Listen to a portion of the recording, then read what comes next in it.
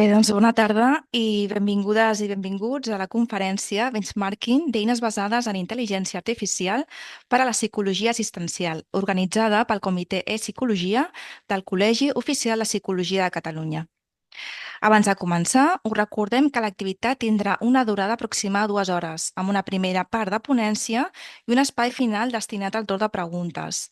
Degut a que l'activitat serà gravada, primer donarem pas al públic presencial facilitant-los un micròfon de mà per poder intervenir i seguidament donarem pas al públic online, que podrà realitzar les seves aportacions a través del xat disponible a la barra d'eines dirigint-se al Departament de Formació del COP. L'activitat d'avui serà impartida pel ponent Daniel de la Fuente. Daniel és professor col·laborador de la UOC als Estudis de Psicologia i Àmbit Disseny del Comportament. És graduat en Psicologia per la UOC i llicenciat en Ciències Físiques per la UB. Daniel és també psicòleg TIC amb més de 20 anys d'experiència en el món empresarial en grans projectes dins de l'àmbit de les tecnologies de la informació. Actualment investiga al Behavior Design Lab de la UOC com la intel·ligència artificial pot contribuir a la millora de la psicologia. Abans de començar, us informem que la sessió sí serà gravada i que l'organitzador prohibeix expressament el registre audiovisual i la posterior difusió o exhibició de la imatge en qualsevol suport, ja sigui material o electrònic. Així doncs, iniciem l'activitat. Quan vulguis, Daniel, pots començar. Moltes gràcies. Muchas gracias, Sonia. Pues empezamos con el benchmarking de la inteligencia artificial en psicología asistencial. Aquí me presentaba yo, pero ya me han presentado, con lo cual pasamos directamente a la conferencia. Hace aproximadamente unos 2 años, ChatGPT salió al mercado y en aproximadamente una semana 1 millón de usuarios estaban conectados y enganchados.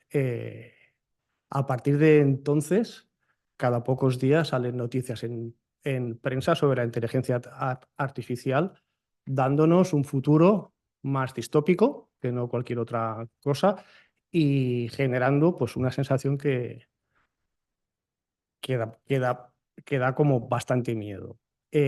Por aquel tiempo, más o menos, Manuel y yo estábamos preparando el proyecto final de mis estudios y nos preguntábamos hasta qué punto todas las noticias estas de inteligencia artificial afectarían de alguna forma a la psicología y en concreto a la psicología asistencial. Y si la afectaba, ¿cómo lo haría? ¿Cómo interactuaría? ¿Cómo se personalizaría? Nos preguntábamos si todo esto que salía en prensa, si todo en realidad era un producto de marketing puro y duro y detrás no había ningún producto serio, con evidencia científica, si esto lo habían diseñado unos psicólogos, si eran 4 frikis en un garaje haciendo productos de inteligencia artificial a nivel técnico.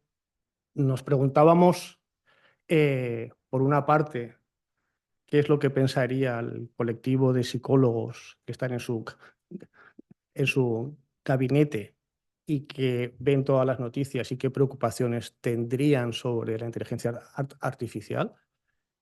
Y por otra parte, nos preocupábamos de cuál era la realidad en el mercado de todos los productos que existían a fecha actual. Y la conferencia de esto y el trabajo mío de final de estudios consistió en lo que vamos a ver hoy, que intenta dar respuesta a todas las preguntas que he planteado. Por una parte, empezaré por una introducción muy pequeña para clarificar los conceptos de qué es la inteligencia artificial generativa. Y por otra parte, explicaré los 2 estudios que hicimos. Uno, saber cuál es la percepción de los psicólogos sobre la adopción de la inteligencia artificial en su día a día. Hicimos un análisis cualitativo y entrevistamos a 14 psicólogos para conocer qué es lo que pensaban. Y por la otra parte, que es el grueso de la conferencia, qué herramientas hay en el mercado a nivel mundial que de alguna forma dan soporte o ayudan a los psicólogos en su día a día. No cosas que pueden venir ni que están en un prototipo ni en un papel, sino cosas que se puede comprar, se puede contratar ya y se puede poner en marcha. Con esto lo que pensábamos era dar una visión global y actual sobre cuál es la situación de las herramientas de inteligencia artificial relacionadas con la psicología asistencial. ¿Qué es la inteligencia artificial generativa? Pues la respuesta corta es que es el chat GPT, para clarificar todos los conceptos. La respuesta más larga es que es una evolución de la inteligencia artificial. La inteligencia artificial clásica, si la podemos llamar así, está relacionada con las teorías matemáticas que existen hace casi más de 100 años y se plasman en algoritmos, en programas informáticos, en macrosistemas y se utilizan para reconocer patrones o imágenes o hacer predicciones de tiempo o de bolsa o de lo que fuera. Es lo que yo llamo inteligencia artificial invisible, que no la vemos. Su principal función no es estar en contacto no es tener interacción con las personas, sino que es estar en los dispositivos y hacer predicciones o hacer cálculos o ayudar en cierta forma, pero es una inteligencia artificial que cada vez más y más se expande y no la vemos.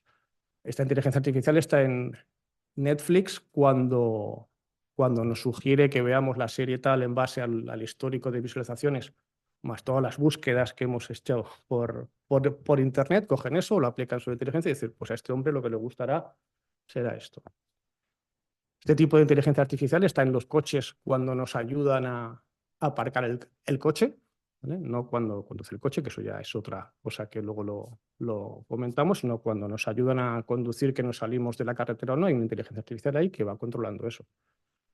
Cuando vamos al banco a pedir un crédito, el hombre del banco tiene unos algoritmos que le dicen que esa persona, con su historial, con su vida, con su edad, con su familia, con su barrio, qué riesgo de ser un moroso tiene, ¿vale? Y nos lo da una inteligencia que está por todas partes. Está en las listas de esperas de los hospitales para priorizar listas de espera, para diagnosticar electrocardiogramas.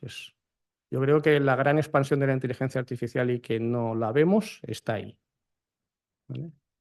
Y por encima de eso, lo que sí salió hace aproximadamente unos pocos años es la inteligencia artificial generativa, que es un tipo de inteligencia artificial que es capaz de generar información nueva a partir de ciertos datos. Puede generar música, puede generar imágenes y en concreto lo que nos interesa a nosotros los psicólogos es que tiene la capacidad y que puede creer y entender el lenguaje, ¿vale? Y es capaz de hablar con las personas o de chatear y tener una comunicación significativa. ¿Y significativa qué significa? Pues que hace ya tiempo que las personas no somos capaces de distinguir cuando chateamos si es con una máquina, si es con una inteligencia artificial o es con otra persona. Hace ya tiempo que pasamos lo que se llama el test de la prueba de Turing, que predijo hace más de 50 años. Y llegaría un momento que las personas no seríamos capaces de distinguir cuando interactuamos o no con una máquina o con otra persona. A fecha actual, esta inteligencia artificial está o en el ChatGPT o en chatbots o en Alexas, como pongo aquí en el dibujo unos altavoces. Lo que vendrá, y eso no es a fecha actual, es cuando relacionamos todo esto con la realidad virtual, ¿vale? Que tendremos inteligencia artificial asociada a una realidad virtual o realidad aumentada. Entonces, pero eso, a fecha actual, yo no he visto productos comerciales que se puedan comprar o que se puedan contratar. ¿Y cuál era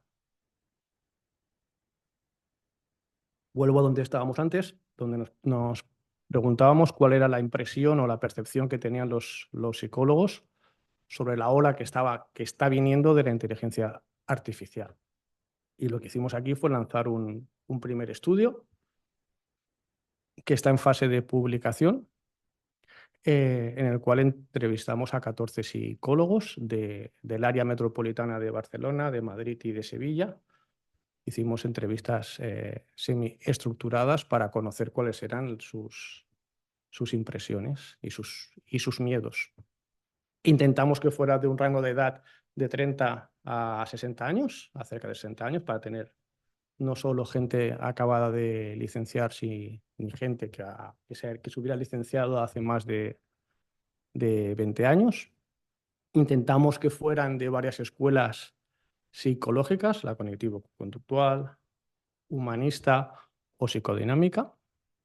Intentamos que tuvieran el máximo que pudiera, máximo gente con psicólogos con experiencia. Los datos que salieron de estas entrevistas que transcribimos y analizamos, los analizamos para definir el comportamiento o definir qué factores eran los que ellos veían como... qué factores eran los que veían que la inteligencia artificial era algo que les iba a quitar su puesto de trabajo en un futuro o les afectaría en una dirección negativa, y otros que veían como la inteligencia artificial era una oportunidad para mejorar el servicio a los pacientes. Lo analizamos todo mediante el modelo de Susan Mickey, el COMBI, conjuntamente con el modelo de TDF. ¿Y qué fue lo que salió?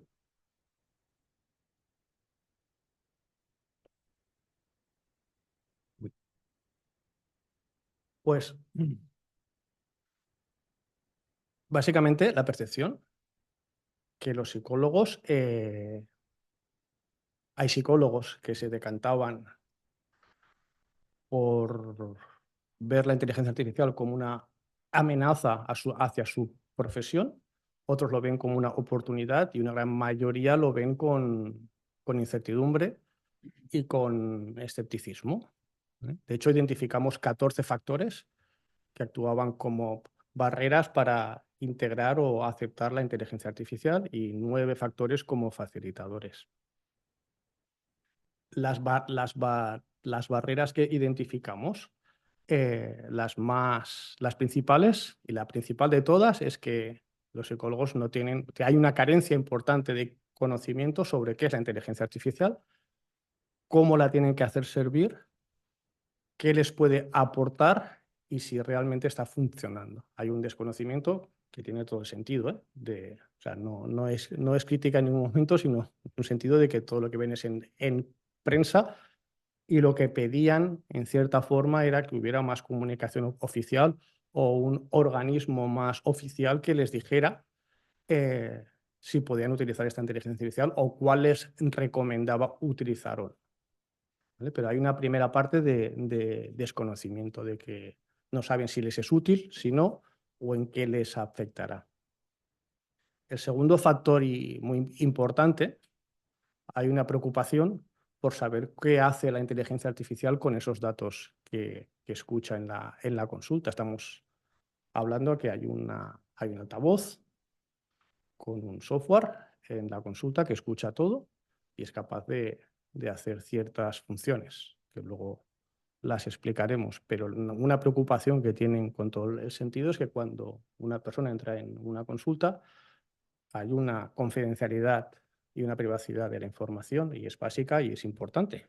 Y pues claro, decían, ¿cómo voy a poner una inteligencia artificial si no sé si es inteligencia artificial? Lo que hace es que coge esos datos, se los lleva a un centro de datos que está iba a decir China, pero no, ya no digo China, digo en Irlanda, ¿vale?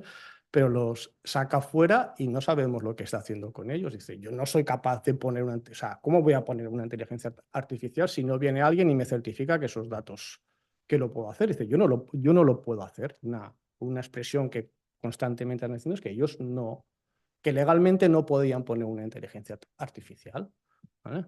Y esto es el sentido. Hay un tercer punto, que es que creen, y con toda la razón, que el hecho de tener una inteligencia artificial en la terapia y que el paciente tiene que ser consciente que está ahí, por supuesto, afectará a la terapia y al vínculo terapéutico. y que habrá un rechazo por parte del paciente. Es cierto que eso lo manifestaron unos cuantos psicólogos. Otros tantos manifestaron lo contrario. Manifestaban que lo que les está pasando ahora, que la gente joven, lo que son los nativos digitales, vienen a la consulta y les preguntan qué apps se pueden bajar para complementar la terapia, que si pueden hablar con el chat GPT para consultarles ciertas cosas y que el hecho de que hubiera una inteligencia artificial en la consulta que facilitaría las cosas y que incrementaría a los pacientes o sería un atractivo.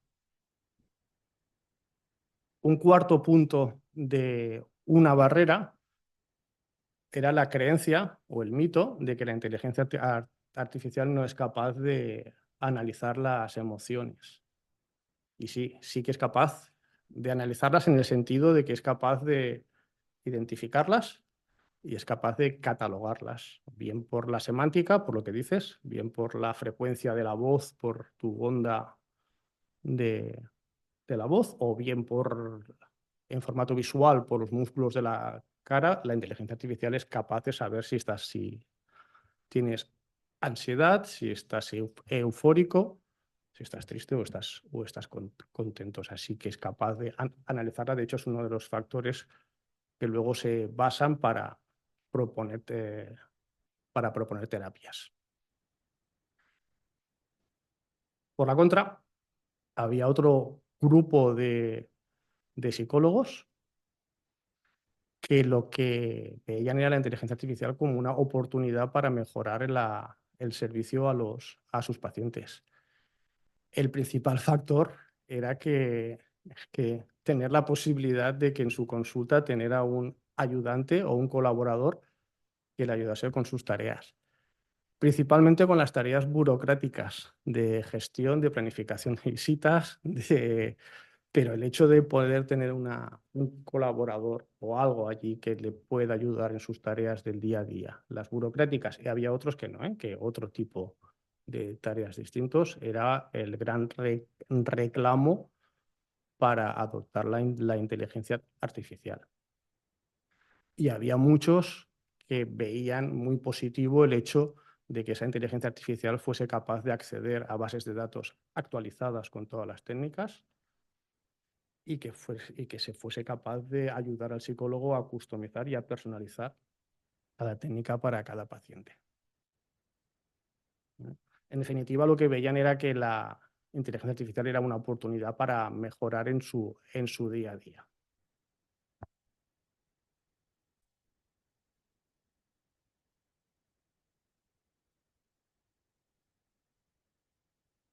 Y el otro punto en el que trabajamos, el tercer estudio, el segundo estudio, era, una vez ya vimos lo que les preocupaba a los psicólogos en su día a día, decimos, pues vamos a ver qué hay en el mercado, qué herramientas hay en el mercado. Hicimos un análisis comparativo, que bien podía ser un análisis de mercado puro y duro. En este caso, lo que nos preguntábamos en este estudio era qué productos existen a fecha actual en el mercado, ¿eh? ¿Qué pueden hacer? ¿Qué diferentes usos se les puede dar? O sea, cómo interactúan con el psicólogo, de qué forma, si lo hacen de forma autónoma o lo hacen de forma subordinada o cómo lo hacen, o sea, cómo existen, por los productos que existen a fecha actual, y que los contratas. No son productos que están en un PowerPoint, son productos reales. Y lo que hicimos fue un análisis de mercado con la idea de tener una visión global a nivel de todo el mundo, de qué herramientas existían en todo el mundo. No es una revisión exhaustiva, evidentemente por el tiempo y porque sería mucho esfuerzo, sino para tener una pincelada de qué es lo que está pasando a nivel mundial de inteligencia artificial. Intentar ser críticos en la metodología, intentar ser críticos en cuanto a qué sería una burbuja o qué sería fake o qué realmente es un producto que hay detrás que se puede contratar y se puede utilizar. Nos preocupaba mucho ver si había una evidencia científica asociada a cada una de las herramientas estas. Disculpa.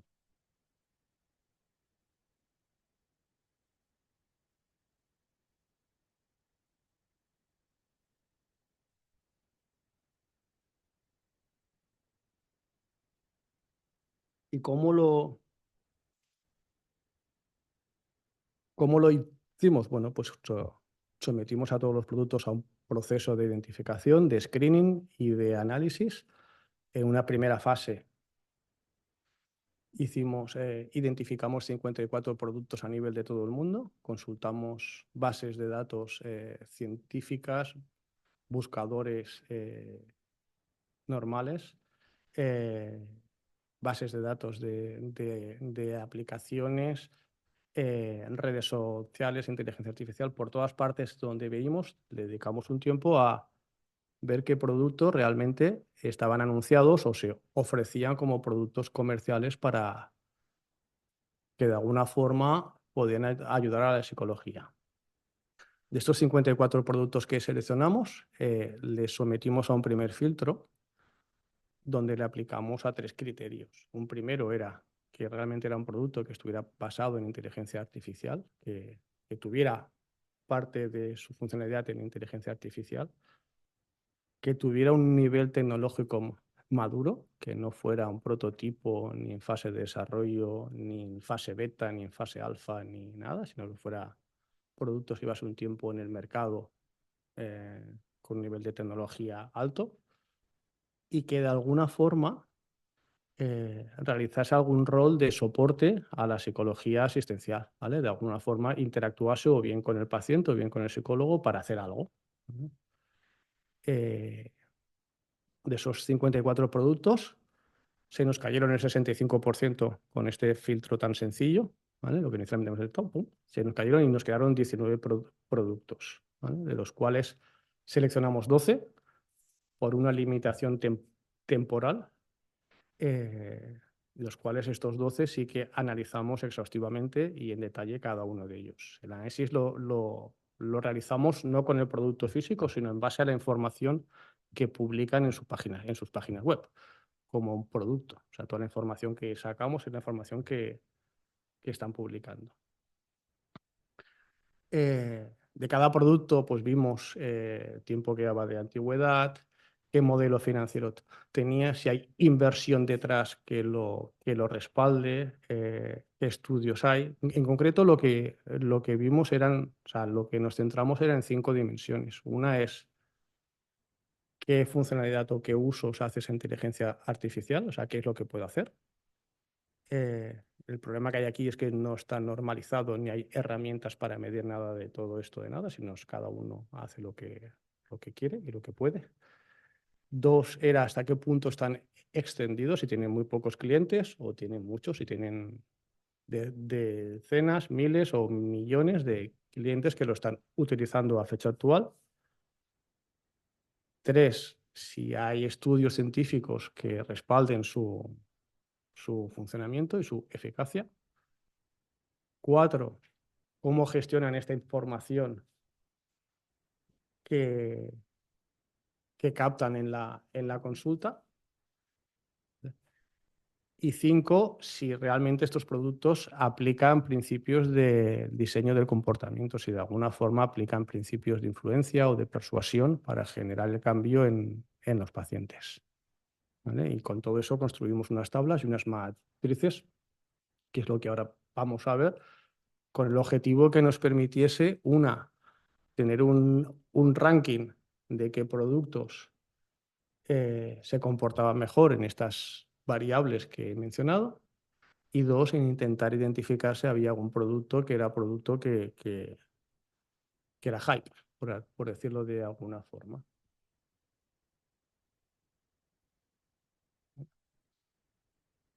Estos son los 12 productos, están aquí arriba, ¿vale? Los 12 productos que analizamos. ¿Por qué estos 12 y no de los 19 otros? Porque intentamos que hubiera una distribución más o menos equitativa de todos los productos. Lo que salta a la vista es que casi todos los productos, el origen está en Estados Unidos, son de origen de Estados Unidos. El Reino Unido también está haciendo bastantes cosas. De España cogimos 2 por un tema de coger productos del kilómetro cero, de cercanía, ya que están cerca, ¿no? Ya que aparecían y estaban ahí, digo, pues hay que analizar estos que están aquí. Hay un tema también de cultural y de cercanía, que yo creo que es importante el contexto. Productos de la India, productos de Australia. Y lo que hicimos pues, es ver todo lo que cada uno de ellos dice que puede hacer, lo juntamos, lo normalizamos, los agrupamos, los ordenamos. La idea era intentar encontrar clústeres o encontrar grupos de productos con funcionalidades similares. ¿Vale? Obtuvimos 10 y 15 funcionalidades que son las que están aquí. ¿Vale? Ahora las explico. Pero lo más relevante y con sentido es que encontramos que había 3 grandes grupos o 3 grandes roles que podía hacer las inteligencias artificiales o que estaban en el mercado a fecha actual, no que podía hacer porque pueden hacer mucho más, pero que a fecha actual en el mercado hay 3 grandes roles que la inteligencia artificial puede hacer. ¿Vale? Entonces, hay un primer rol que es el de administrativo, que lo he simbolizado con una carpeta.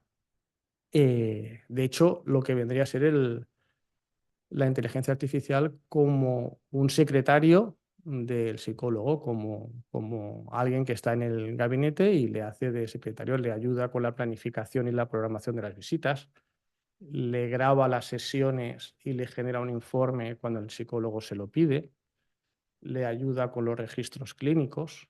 Tendría que ser como lo que sería el similar si humanizamos, que está muy mal humanizar en inteligencia artificial, porque al final lo que hay detrás es una máquina. De hecho, a nivel particular, constantemente me tengo que recordar que esa inteligencia artificial se parece más a una calculadora que no a una persona.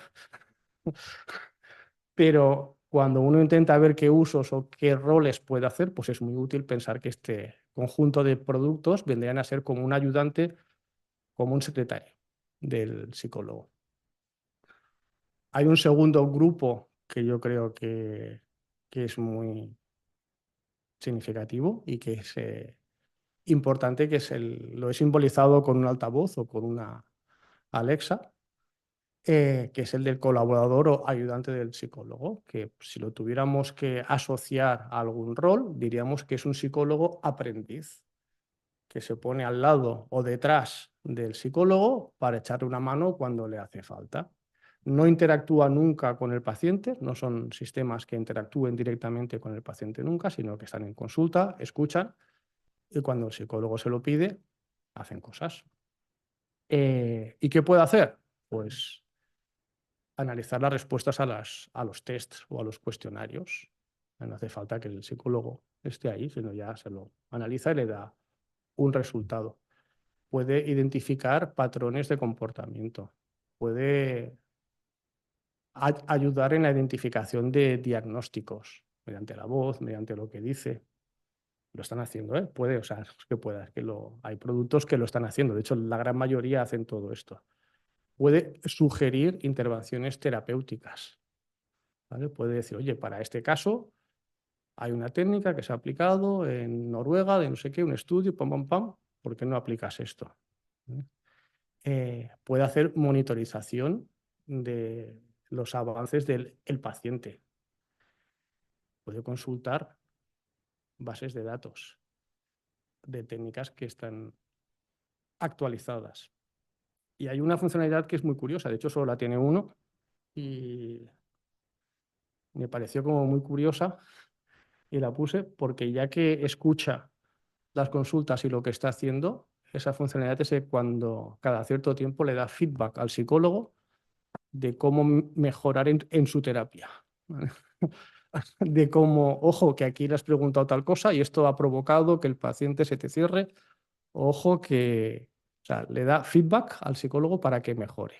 ¿Vale? Entonces, eso solo tiene uno, este de aquí, pero me pareció como impresionante que fueran capaces de hacer eso, que tiene todo el sentido, porque igual que hacen una cosa, hacen otra, ¿eh? No, el coste que tienen, una vez ya llegados a este punto, eso ya no les cuesta. Eh, Sí, sí. Entonces, el rol este es el de que donde más productos hay, donde más están emergiendo todos los productos. Esto es el de ayudante o colaborador del psicólogo. Y hay un tercer paquete, que es el del seguimiento del paciente, que aquí sí que interactúan directamente con el paciente. Eh, Normalmente adoptan la forma de chatbots, ¿vale? Y la idea es que o sea, no interactúan de forma autónoma, sino que entre sesión y sesión van interactuando con el paciente para hacerle un seguimiento. Si hay un paciente que tiene riesgo de autolesión, pues va hablando con él cada ciertos días y si detecta que realmente el riesgo sube, pues se lo comunica al psicólogo para que entre. O le dan apoyo emocional, ¿vale? Le van haciendo una gestión de darle ánimos o eh, darle apoyo. Y luego hay otra que también yo creo que es interesante, es que le ayuda al paciente a preparar las futuras sesiones con el psicólogo. ¿Vale? Lo típico que te mandan deberes, hacer un diario de tal cosa, pues cada día le va preguntando qué ha hecho y no hace falta que lo apunte, sino él ya se lo apunta y te lo va dando. ¿Vale? O le aporta recursos o información. Este sería el tercer grupo de herramientas que yo creo que son interesantes también. De hecho, son las más extendidas en todo el mundo, estas de aquí. Por supuesto, todas las herramientas estas son herramientas de pago, ¿vale? No hay nada, aquí ya no hay nada gratuito y todas se contratan bajo un modelo de suscripción.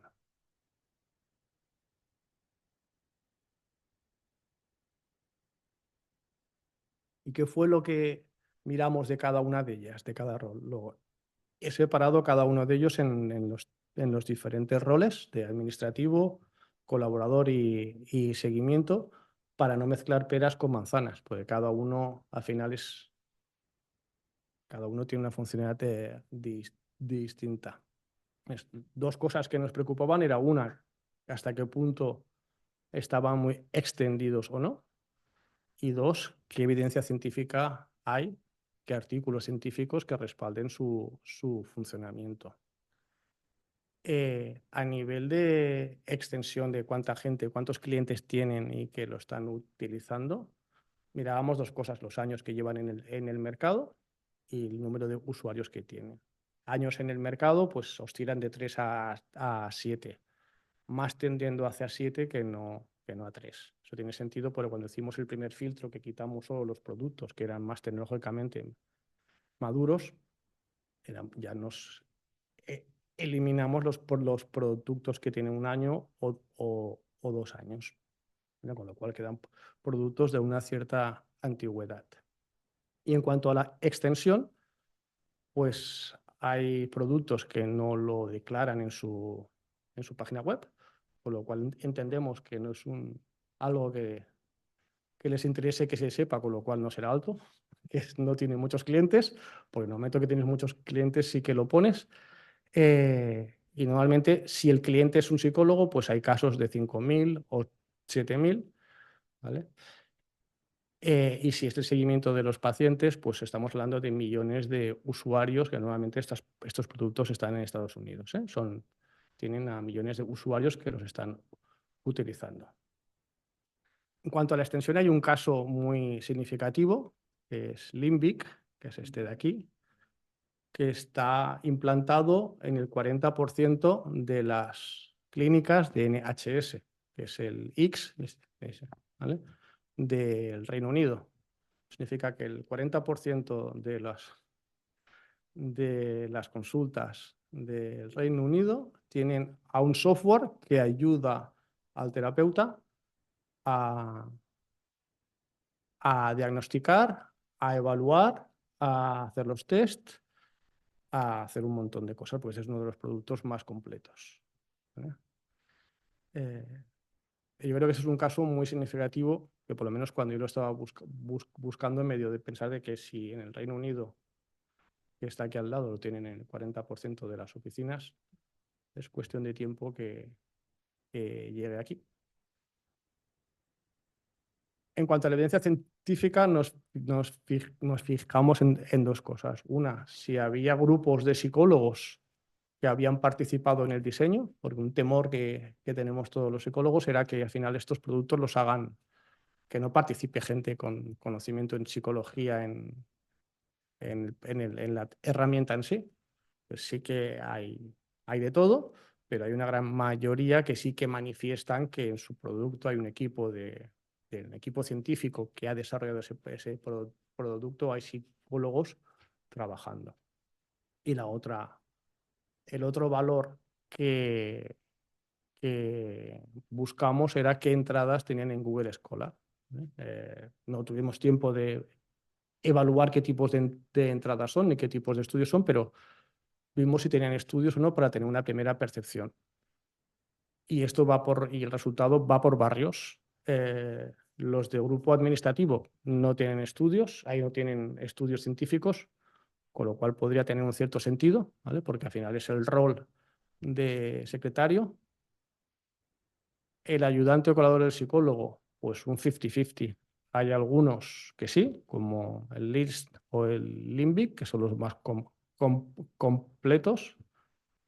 Y hay otros que no tienen, que cuando buscas en Google Scholar sobre estos productos, pues te sale que tienen un estudio o tres. Y por último, el que tienen el rol de seguimiento del paciente, aquí sí que en casi todos los casos cuidan mucho los estudios que tienen científicos detrás que los respaldan. Hay un caso que es el de Webot, que tiene múltiples estudios y tiene mucha evidencia y mucha literatura científica detrás que lo respalda.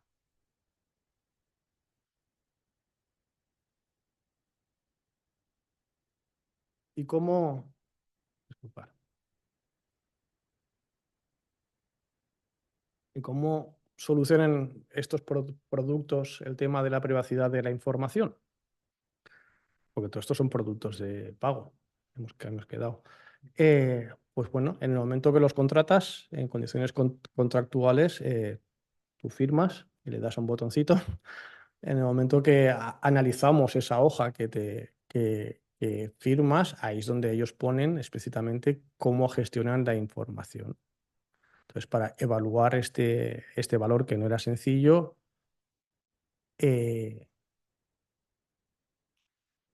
creamos una checklist con cierta información para fijarnos si cumplía la GDPR o no, o el equivalente en el país que toque, si tenía un cumplimiento normativo, si enmascaraba datos, ¿vale? Si encriptaba datos y los enmascaraba, si le preguntaba a la persona que contrataba, o sea, si le explicaba a la persona que contrataba qué datos recogía y por qué los recogía, cuánto tiempo se quedan con esa información antes que la borran, si se guardan el derecho a compartir esos datos con terceros o no. Entonces, cada uno tiene un contrato distinto. Lo que hicimos fue analizar todos los contratos estos con la ayuda de la IA, por supuesto, que lo hizo. Y para tener al final una estimación hasta qué punto, o sea, esto se tiene que tomar con la idea que es una aproximación a qué empresas que están detrás de estas herramientas están concienciadas y están preocupadas por la seguridad, o para ellos es un tema importante o no. Y lo que encontramos fue que lo mismo, iba por barrios. En el rol del administrativo no encontramos muy poca información clara sobre cómo gestionan los datos. ¿Vale? En el rol de ayudante del psicólogo o de colaborador, hay casi todos los casos sí, pero hay casos que no aportan ningún tipo de información, o la información que aportan es mínima y no tiene chicha, o sea, no tiene contenido, pero hay muchos casos, los más serios, sí que aportan información y sí que dicen es cómo gestionan toda la información, y otra cosa es que te los creas o que...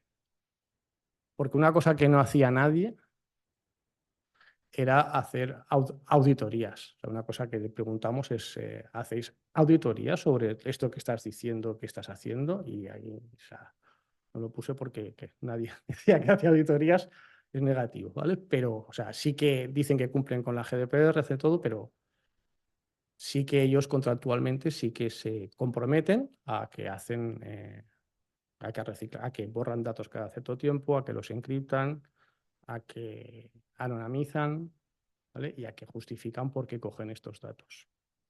Y en el caso de los productos de seguimiento del paciente, pues en casi todos los casos, como la información es directamente contra el paciente, sí que se preocupan y sí que hay mucha más información o más explícita de qué es lo que hacen con esa información, y casi todo está en verde. Luego vemos más información, ¿eh? Cómo queda esto.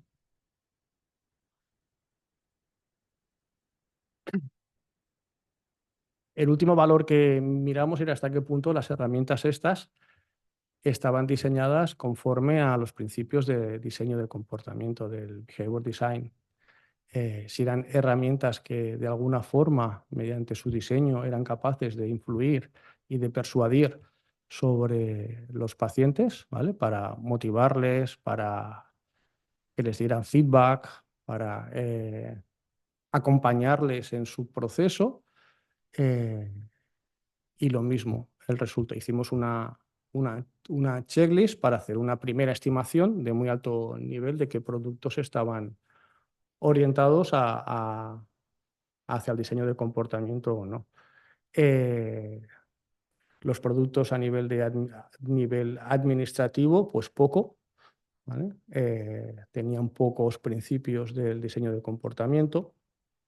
El grupo de IAs que actúan como ayudantes o colaboradores, hay unos cuantos que sí, hay otros cuantos que no. Y el grupo que actúan como seguimiento o interactúan, son chatbots con el paciente, aquí casi todos sí que tienen una gestión orientada hacia el cliente mucho más elaborada.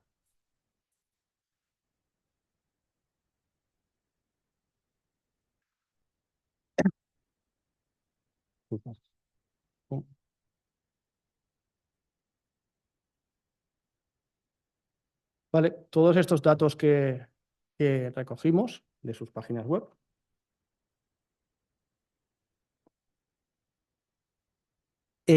nos permitió hacer un ranking de cada una de ellas para comparar unos productos con otros, unas herramientas con otras. De tal forma que a nivel administrativo, el producto top que mejor se posiciona es el producto Eolo, que es de aquí de España.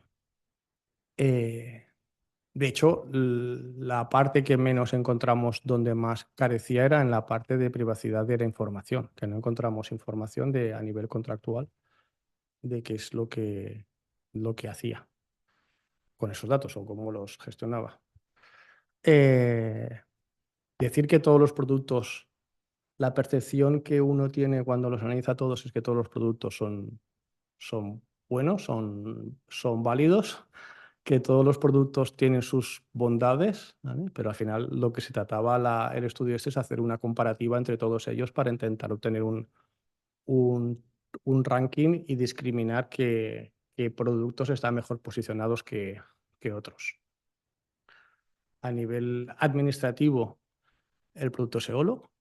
A nivel de ayudante o colaborador del psicólogo, hay dos productos que yo creo que se posicionan muy bien, que son Listen y Limbic. Limbic es el del Reino Unido, que está en el 40% de las clínicas del NHS, y Listen, que está en Estados Unidos, está muy extendido y yo creo que es un producto que dará mucho que hablar en un futuro. Y a nivel de seguimiento del paciente, todos puntúan alto en casi todas las dimensiones, pero el que yo creo que mayor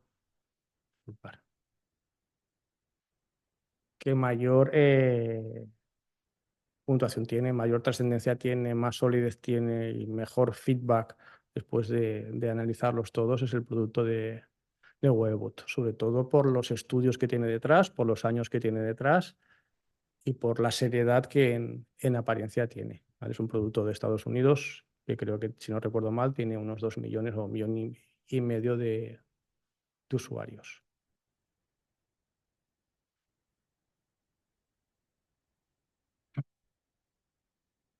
La otra cosa que queríamos saber, aparte de tener un ranking de qué productos eran mejores que los otros, era detectar qué productos eran hype o qué productos estaban en una fase o estaban en otra fase. Entonces, nos inventamos, Manuel y yo, unos cuadrantes, los cuales en el eje vertical tenemos la adopción y la experiencia, es decir, si está muy implantado o tiene y tiene muchos años de experiencia, y en el eje horizontal la evidencia científica que lo soporta. ¿Vale? Ello nos permitió hacer una matriz que dividimos en 4 partes. Entonces, los de arriba a la derecha son productos que tienen evidencia científica y son productos que están muy implantados, productos que nosotros hemos clasificado como productos maduros para poderse utilizar con tranquilidad. ¿Vale? Tenemos los 4 de seguimiento del paciente, los 2 de colaboradores, el Limbic y el Listening, y EOLO. Por el contrario, productos o herramientas que están muy implantadas, que lo utilizan muchísimas personas o psicólogos y no tienen ninguna evidencia científica o muy poca, los hemos clasificado o denominado como si fueran hype, ¿vale? Productos que hace falta que aporten evidencia científica, que tiene un cierto riesgo utilizarlo porque no sabes hasta qué punto eso te está funcionando o no. Y por último, estos 4 productos del cuadrante 4 que están muy poco implantados y tienen muy poca evidencia, la clasificación es que sean productos que son potencialmente válidos, pero que están en fase de desarrollo. ¿Vale? Tienen que incrementar la evidencia científica y tienen que implantarse más. La idea al final de hacer estos cuadrantes era tener una forma visual de ver de qué productos nos fiábamos más o qué productos nos fiábamos menos. Aunque todos los productos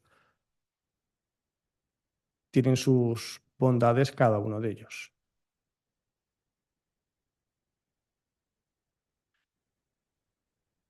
Y ya por último, las conclusiones.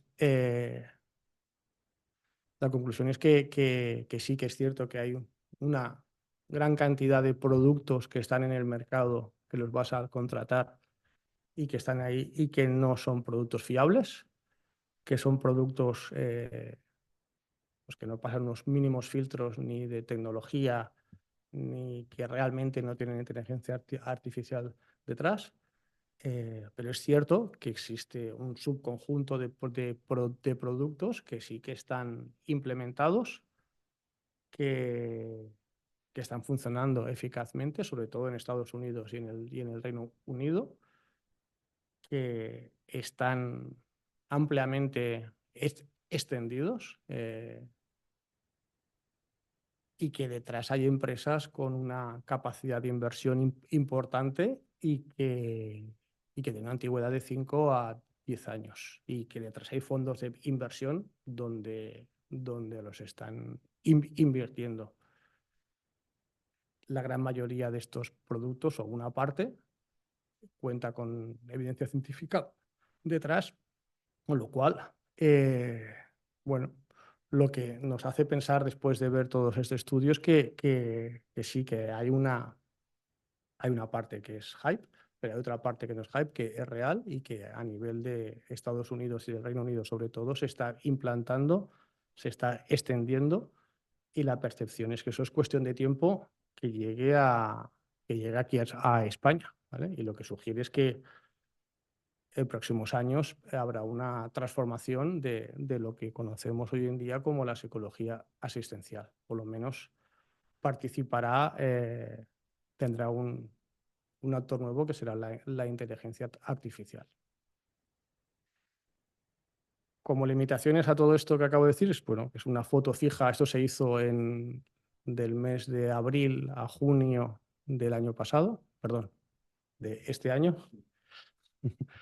que no cubre todo el mercado, ¿vale? Y que nuestra percepción era tener una visión global de lo que está viniendo, ¿eh? Tener un primer test. Y que la información la recogimos que se publicaba en todas las webs de los productos. No nos pusimos en contacto con los productos ni nos bajamos los productos, sino todo que publicaban ellos para tener esta información, ¿vale? Y que nos analizaron los productos científicos. Lo que se vio es la cantidad de productos científicos que respaldaba cada uno. No se entró en el detalle qué tipo de estudios era. Tampoco era una primera visión global. Y ya está. Gracias por vuestra atención. Dejo aquí el QR por quien se quiera bajar los estudios completos, ¿vale? Y gracias por vuestra atención.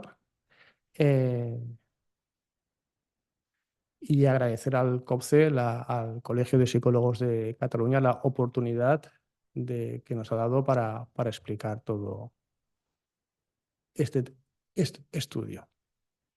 Gracias. Doncs moltes gràcies a tu, Daniel, per la teva ponència i ara iniciarem el torn de preguntes. Recordem que primer cedirem el torn de paraula als assistents presencials i posteriorment als assistents en format online. Doncs no sé si hi ha alguna pregunta al públic presencial. Gràcies. Hola, jo mateix. Soc el Manuel Armallones. Enhorabona, Daniel, ja te la vaig donar durant tot el seguiment del treball. Realment es nota que a part de psicòleg vens també del món de la indústria, que això del benchmarking ho has fet molt i molt bé durant molts anys.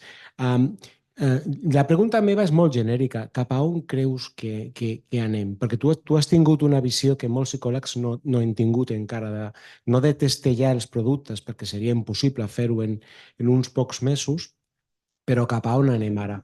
Veus, per exemple, que aquí en el futur, a Catalunya, a l'ICS o a Espanya, en el Sistema Nacional de Salut, disposem d'alguna eina com aquesta? Has trobat algun producte, diguem-ne, públic, per entendre, no? De l'administració pública i tal? No sé, aquí qualsevol reflexió que ens facis ens ajudarà perquè realment és molta informació i et fa dir, uau, això realment, per on començo? Fer estudis d'aquest tipus és sempre un primer pas. A mi hi havia una cosa que em preocupava, que anava darrere d'això, era fins a quin punt hi ha una funcionalitat d'un rol que no ha aparegut aquí perquè no vaig trobar cap producte, que era actuant com a autònom, que la intel·ligència artificial actuï de forma autònoma. És cert que que llegeixes coses a les notícies que surten que tendeixen a pensar que això estarà passant o que està passant o que és qüestió de temps, però a data actual jo no he trobat cap producte que s'ofereixi més o menys sèrio que digui, escolta, que no fa falta que vagis al psicòleg, connecta't amb mi a una videoconferència i ho faig tots. Això és important, i potser no ho he dit. Jo no he vist cap producte sèrio. Vale? Hi ha alguns que això, però que a la que investigues una mica i mires què hi ha darrere d'això no té solidesa. Com productes que actuen de forma autònoma. Vale? O sigui, tots actuen com un ajudant del psicòleg, o bé amb un rol que deia de feines més burocràtiques, per si dir-ho, que ja és important, o un rol més d'actuant com a ajudant del psicòleg, vale? O bé fent un seguiment amb els pacients o bé contrastant el que, o fent supervisió amb ell, depèn de quin rol cadascú. Que és qüestió que jo crec que és qüestió de temps, això és un tema de... Això es fa per un tema de diners, no ens enganyem. Tot això ho tenim clar. Entonces, jo crec que la meva percepció és que és qüestió de temps que això a la sanitat pública, no sé a la sanitat privada quan passarà, però que vingui. De l'eina aquesta que està al Regne Unit i que està al 40% de les oficines, el seu eslògan de màrqueting és que curamos más en menos tiempo, per així dir-ho. ¿Vale? Entonces, o sea, que al món de la psicologia no sé si es pot aplicar això, fins a quin punt això és vàlid o no, però el que ells diuen és que el psicòleg amb una intel·ligència artificial és molt més eficient que el psicòleg sol. I jo crec que és qüestió de temps que la sanitat pública caigui i que ho veiem més que res, i això ho sabeu molt més pas vosaltres que no jo, perquè estan desbordats. I una forma de solventar això és introduir aquestes eines. Jo crec que és qüestió de temps també que perquè el Regne Unit i els Estats Units sí que està per als psicòlegs de gabinet de tota la vida està molt més estès. Aquí, jo crec que és qüestió de temps que s'incorpori i que la gent ho vagi demanant i que surti i que al final serà com fer... Suposo que hi ha psicòlegs avui en dia que no volen fer teràpia online, però cada vegada més, la meva percepció és que això serà qüestió de temps que passi exactament igual. Hola, bueno, en primer lloc, moltíssimes gràcies, Daniel. O sigui, Guillermo Mattioli, moltíssimes gràcies pel col·legi i pel comitè de psicologia. És una molt bona notícia aquesta conferència i tenim aquí dades per continuar perquè hi ha plataformes que aterren al col·legi, que les valorem, que les hem valorat, algunes ens han semblat bé, amb algunes tenim relacions més formals, algunes que has mencionat tu aquí també. Ara, què passarà? No sé. Al Regne Unit, allò del 40% del National Health Service, aquest matí justament estàvem a la UB en un workshop amb els creadors, de fet, de l'IIPT, del programa d'assistència psicològica en assistència primària, i parlaven d'això i estan molt contents. Tot i així, tenen, no sé si reemplaça... La idea era que el psicòleg, amb l'assistència d'alguna eina d'intel·ligència artificial, efectivament millorava la seva eficiència. De substitució, de moment no crec. Tenen més d'11.000 psicòlegs contratats a assistència primària, no a salut mental. Assistència primària o salut mental, diguéssim, lleu o moderada.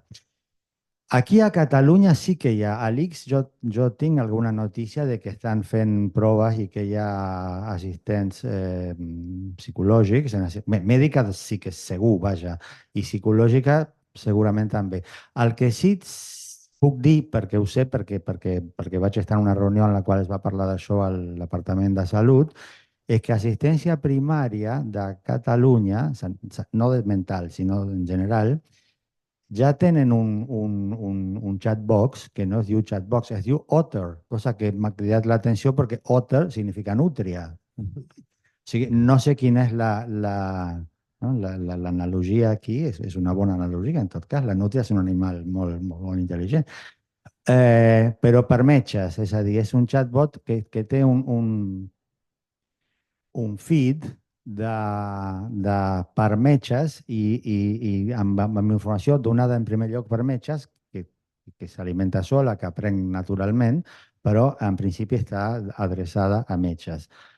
Però bueno, sí, jo penso que el futur immediat inclourà molt d'aquestes històries. no penso de moment que arribi a substituir a la persona, perquè allò que tu has dit d'analitzar les emocions, de fet no les analitza, les descriu, com tu ho has dit, les descriu, les cataloga, diguéssim, les classifica a partir de patrons que observa. La part més empàtica, emocional, autosensible i heterosensible del psicòleg, que jo sàpiga, de moment no existeix. Pot pasar, ¿eh? Del futuro mejor no digamos nada, especialmente no hagamos predicciones. Però sí, i pel col·legi és molt interessant tenir aquest comitè i experts com tu que ens mantindran al dia. I moltes gràcies. A vosaltres. Hola, soc el Francesc Gómez. Felicitats pel TFG i per la presentació. Pels que estem estudiant el màster general sanitari, quines recomanacions faries de si ara comences, dir, escolta, si t'has de posar com a autònom o fer la teva consulta, com la faries tu? Quines eines faries servir? Com ho plantejaries?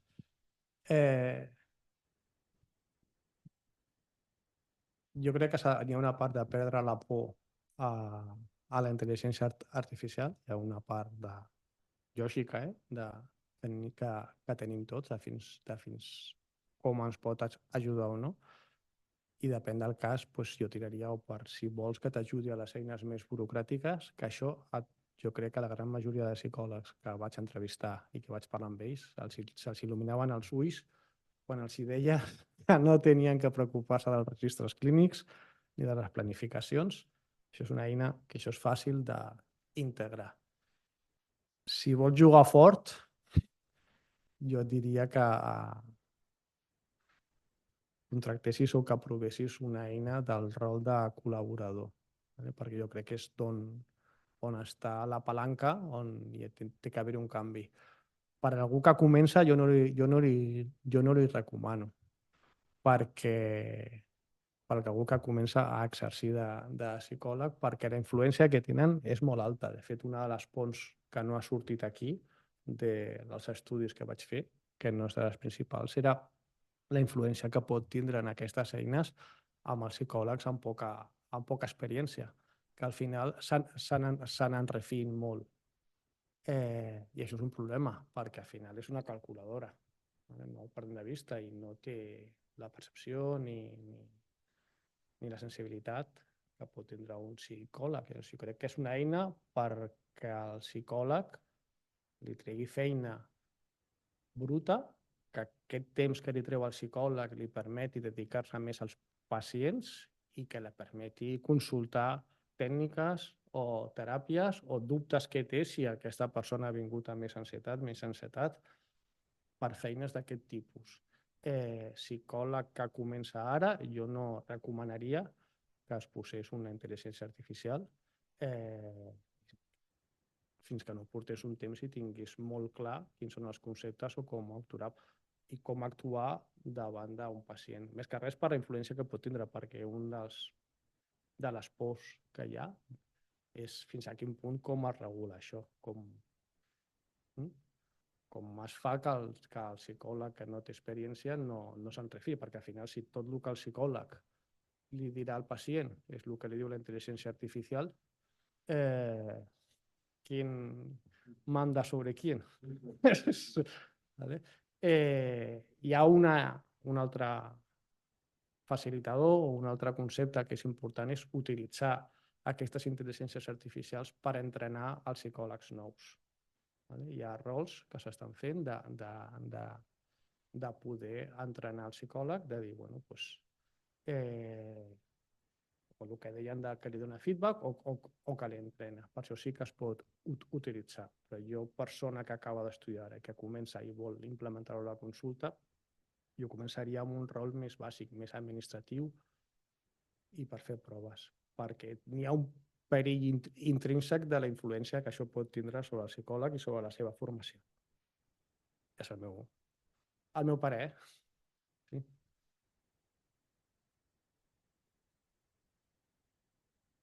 No hay más preguntas en la sala, Sonia. Perfecte, moltes gràcies. Doncs abans de plantejar-te les preguntes del públic online, Daniel, també aprofito per traslladar-te les felicitacions que ens està fent arribar al públic per escrit. Doncs hi ha una pregunta que diu així, ens podries indicar si hi ha una relació entre la intel·ligència artificial i la realitat virtual? Gràcies. Són dues tecnologies no diferents, però són dues tecnologies paral·leles. Vale? La intel·ligència artificial, al final, el que deia abans, ve de fa més de 5 anys d'unes teories matemàtiques que s'han anat millorant i que ara ha sortit tot el boom perquè s'han donat les condicions de que hi ha uns capacitats de computadors molt més potents, perquè hi ha dades per entrenar les intel·ligències artificials i s'ha donat el moment ara que ha sortit, però és una tecnologia que per si mateixa ja té una sortida i té un recorregut important.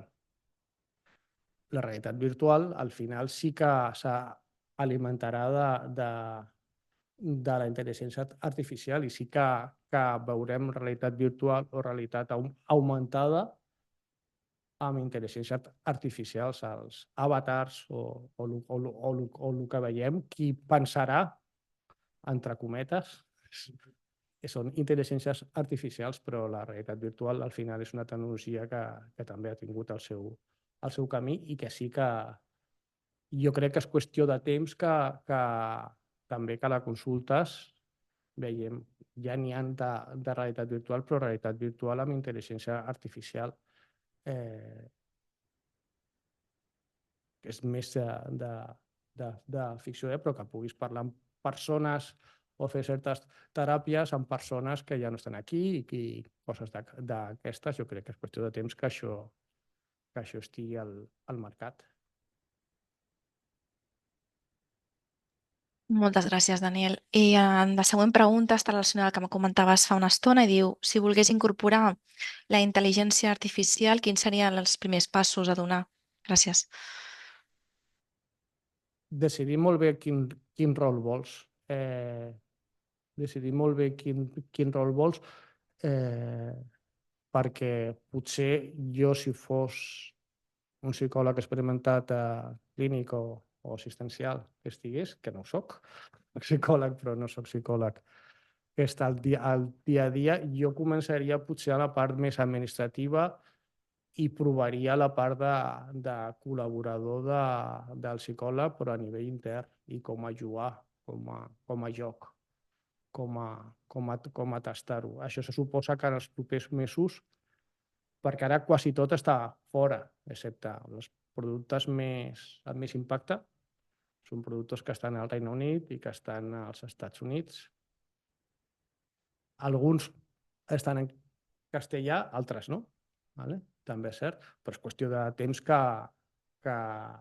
ho tradueixin i que es faci. Jo crec que és qüestió de mesos. Des que jo vaig començar amb aquest tema, que ara farà un any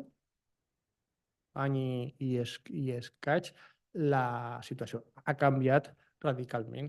De fet, és el que deia, aquest estudi jo vaig fer-ho des d'abril a maig, juny, i jo crec que si ara ho tornés a fer hi haurien coses que ja canviarien. Vale? Doncs això és una foto fixa d'un entorn que s'està movent a una velocitat impressionant i és qüestió de temps que això vingui. Moltes gràcies, Daniel.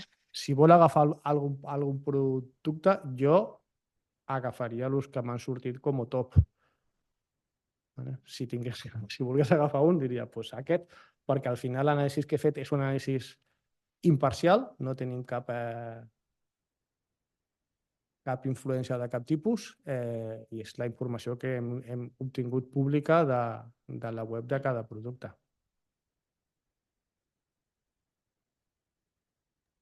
Moltes gràcies. La següent pregunta diu, quines recomanacions hauríem de donar-li a un pacient que ens demana utilitzar una eina complementària o què hauríem de tenir en compte?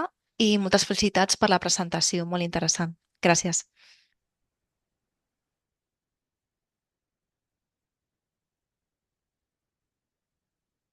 Pues estic pensant perquè no ho tinc clar. No vull respondre. Què li diries a un pacient que et vol utilitzar la intel·ligència artificial? Pues jo li diria que encara no està preparada perquè això passi. O sigui, si vol fer això, contractaria algun producte. O sigui, si te'n vas a un producte que sigui gratuït, és molt perillós. El meu pare és que és molt perillós per la capacitat d'influència que tenen sobre les persones i sobre els psicòlegs i sobre els pacients. I jo no li recomanaria, més enllà que tots hem jugat alguna vegada i tots hem fet proves, però a nivell, si un pacient, jo mai li diria que provés amb un xat GPT.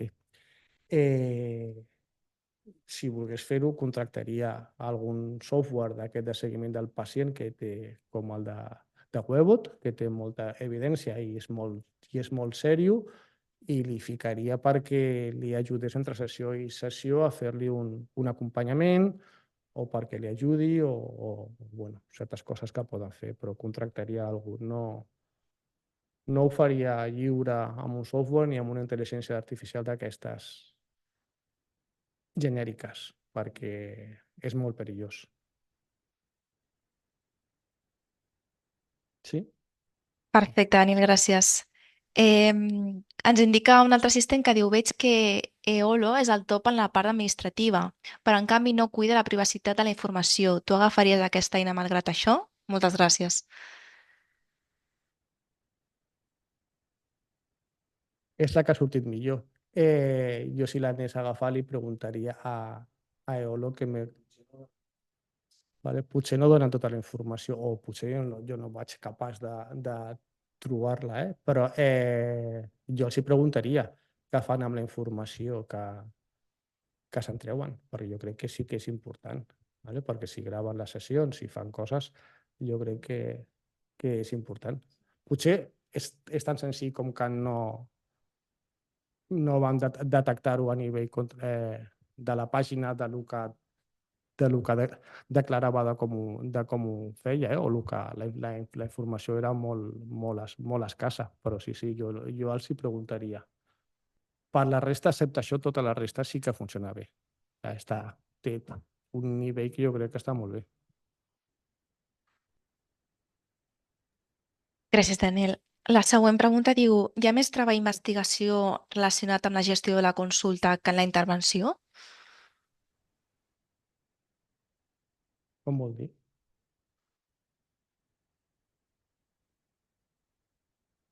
Tornes a repetir la pregunta? Sí, si hi ha més treball d'investigació relacionat amb la gestió de la consulta que en la intervenció pròpiament. El que nosaltres vam analitzar era la part aquesta de la intervenció pura i dura. El que s'està investigant a altres, possiblement sí que s'investigui a moltes altres àrees, però el focus que vam fer era, ens preguntàvem i ho teníem que acotar molt a la psicologia assistencial, al psicòleg que té un gabinet d'àmbit privat d'una gran ciutat o semblant, i que està en el seu dia a dia i que té tot tipus de... intentaven que fossin pacients d'edat adulta, que no fossin infants. Però ho van focalitzar sobre aquest scope. I és el que la informació que tenim fora d'aquí no et puc contestar. Moltes gràcies, Daniel. I ja per finalitzar, l'última pregunta que tenim del públic és si des del COP també teniu intenció de fer alguna formació en matèria d'intel·ligència artificial en l'àmbit de la psicologia. Gràcies. Sí. Jo aquí em permeto també ajudar Daniel a contestar perquè soc membre, igual que del grup de psicologia, al qual Daniel el convidem a formar part perquè realment, i s'ha posat sobre la taula amb el Degà i amb el Toni Baena, que coordina el grup, la necessitat de començar a pensar en la formació i quin tipus de formació, com s'articularà, perquè realment hi ha una necessitat.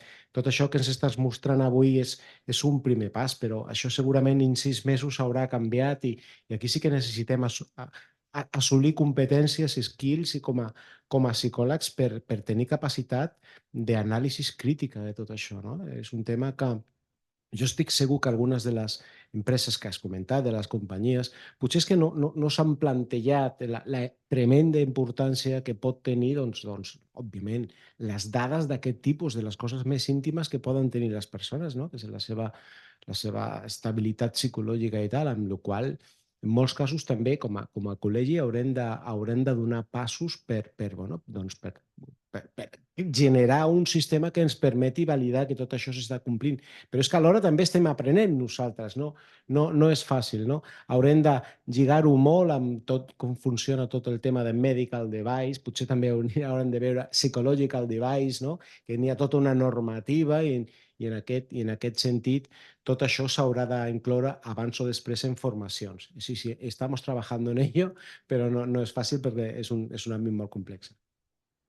Sí, jo per afegir una mica, bàsicament sí que estem definint l'estratègia pel 2025, que és el que volem fer a nivell de conferències, de taules rodones, de tallers, i també intentarem incloure en l'Infocop mensual, possiblement, algun comentari, algun article, algun article que ens pugui resultar interessant i que pugui ajudar als professionals de psicologia a moure's en aquest món d'alguna forma que està començant i que continuarà, clar. Moltíssimes gràcies. Doncs també entra al públic també la fundadora d'Aeolo i ens fa un comentari que us llegeixo en veu alta i diu: Hola, soc psicòloga general sanitària i la fundadora d'Aeolo i m'agradaria poder agrair al Daniel l'estudi excel·lent que ha fet. També m'agradaria poder afegir que des de que va fer l'estudi a ara Aeolo ja té integrada la intel·ligència artificial que permet ajudar al professional a fer diagnòstic i suggerències d'intervenció. Estem col·laborant també per integrar totes les eines de la intel·ligència artificial que estan sorgint per ajudar els psicòlegs en el seu dia a dia, tant a nivell administratiu com a nivell clínic. M'agradaria poder aclarir aquest dubte. Encriptem totes les dades i hem passat l'esquema nacional de seguretat. A la web no quedava clar en el moment de l'estudi. I per qualsevol dubte ens diu que també podeu consultar la pàgina web i enviar-li un email directament. Gràcies. Molt bé. Sí.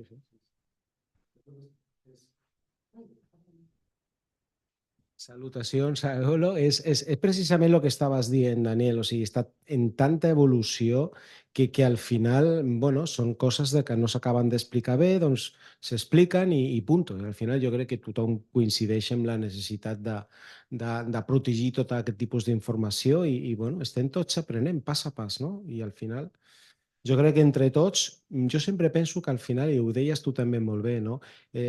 Al final la millor opció serà un bon professional, una bona professional de la psicologia amb la millor intel·ligència artificial que sigui possible per tenir cura de la salut mental, en aquest cas, dels pacients, de les persones, dels ciutadans que van a consulta.